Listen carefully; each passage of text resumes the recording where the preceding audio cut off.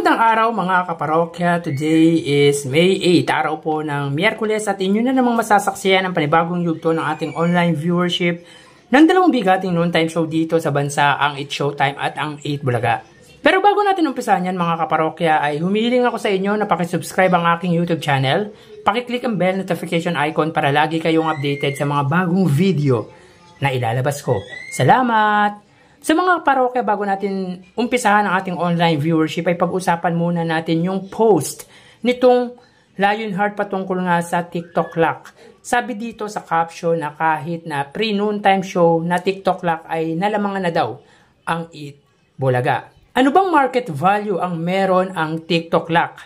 May solid viewers ba yan tulad ng 8 Bulaga? Siguro meron silang solid viewers dahil na rin po nasa under po sila ng GMA network. Bakit hindi kaya itapat ng GMA ang TikTok lock sa It's Showtime at sa 8 Bulaga para malaman natin, since sarili naman nilang show ang TikTok lock at para malaman talaga natin yung sinasabi nilang iningatan ang 8 Bulaga. Dahilan kung bakit nagre-rate sila ay dahil sa It's Showtime. Yun yung totoo. Nahihila ng It's Showtime ang viewers nito dahil mas inaabangan ang It's Showtime kesa sa TikTok lock.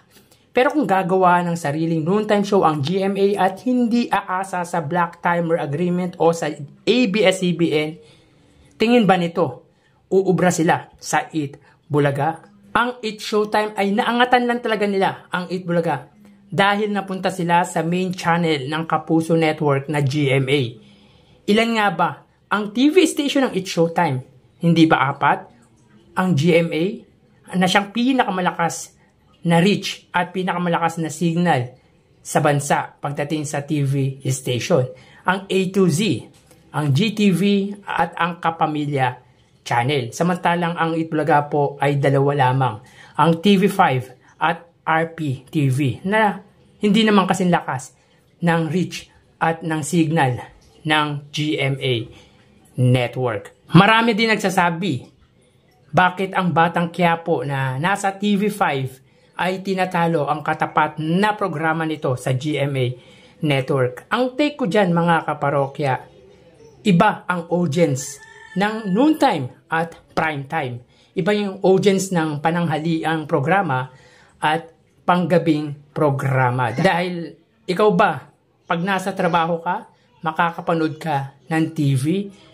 Mostly sa cellphone lang. Pero I don't think na makakapanood ka talaga ng TV sa may trabaho or sa oras ng trabaho. So, alam naman natin na oras ng gabi ay halos lahat ng tao ay nasa kanilang tahanan dahil oras ng pagpapahinga na yan galing sa trabaho. So, yun ang naging advantage ng Batang Quiapo sa 8 Bulaga na sinasabi nilang nag-rate daw ang Batang Quiapo kaysa sa 8 Bulaga. Isama na natin of course dyan yung TV5 na kung susumahin ay dumidikit din naman talaga pagdating sa TV ratings. Tulad ng sa It's Showtime na may 5.5%, ang 8 Bulaga ay may 3%.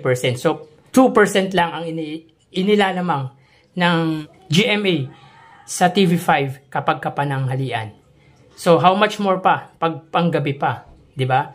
So, talagang didikit lang yon. At isama na natin yung TV station ng Batang Quiapo na A to Z at Kapamilya Channel na kung susumahin natin ay nagre-rate din po yan. Malaki pong naitutulong yan dahil yung 1% ng A to Z at yung 0.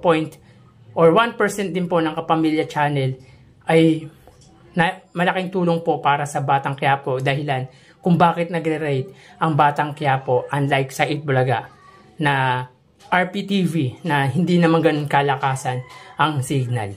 So yun ang take ko dyan kung bakit natatalo ng Batang Quiapo ang katapat na programa nito sa GMA network. So again, kung malakas talaga ang TikTok lock, bakit hindi nila tapatan ang 8 Bulaga at It's Showtime, which is sariling show ng GMA network. So tara ating alamin ang online viewership ng dalawang bigating Noontime Show. Para sa Eat Bulaga, under TVJ Facebook page na may 2.4 million followers at sa Eat Showtime naman na may 17 million followers. So may kita po natin ang oras ay 12:56 at ang Eat Showtime po ay may kasalukuyang segment na especially for you. Samantalang ang Eat Bulaga naman po, sila po ay kasalukuyang naka-advertise. So may kita po natin ang Eat Showtime po ay may 24,000 viewers, samantalang ang Eat Bulaga po ay may 10,200 live viewers. So click po natin mga kaparoko para makita po natin ang actual numbers.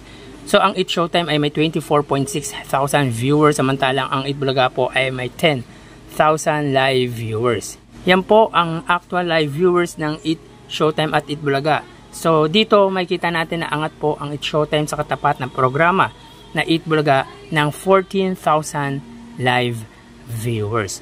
So mapunta naman po tayo sa TV Network YouTube channel. Para po sa Eat Bulaga under TV5 Philippines na may 1.75 million subscribers. Samantalang ang Eat Showtime naman po under ABS-CBN Entertainment YouTube channel na may 47.7 million subscribers.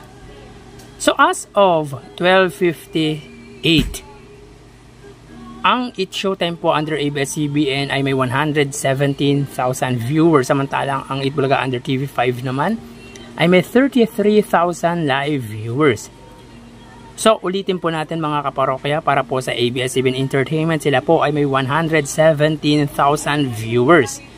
Ang TV5 naman po ay may 33,000 live viewers as of 12:58 po yan. So makikita po natin dito na angat po ang ABS-CBN against sa TV5 pagdating sa kanilang YouTube live viewership. So dito ang ABS-CBN po ay angat po sa TV5 ng 86,000 live viewers. So mapunta naman po tayo sa main YouTube channel ng dalawang Noontime Show. Para po sa Eat Bulaga under TVJ YouTube channel na may 984,000 subscribers, samantalang ang Eat Showtime naman po under ABS-CBN Eat Showtime na may 2.19 million subscribers. So as of 12:59, ang Eat Showtime po ay may 104,000 live viewers. Ang Eat Bulaga naman po ay may 58,000 live viewers.